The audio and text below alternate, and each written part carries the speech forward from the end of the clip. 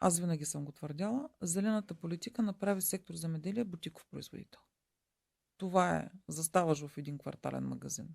Нали, не искам да обида по никакъв начин страните от Меркосур, но заставаш в един квартален магазин, там може да намериш всичко. И заставаме в едно гурме магазинче, в което ти готвят гъш и пастет с праскови. Това е Европа в момента.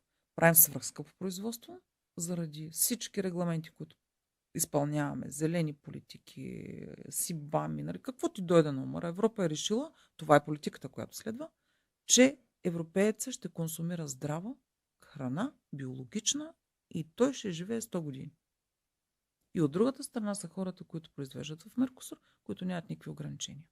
То Европа отваря пазара си за тези продукти, които не са толкова екологични, чисти, модифицирани и така нататък. Защото загуби други пазари. Земеделието е жертва на едно огромно споразумение, за да може индустриалните държави на Европа, в които България твърдо не е, убедена съм в това, да може да си изкара това, което произвежда, коли, да стигнат до Аржентина.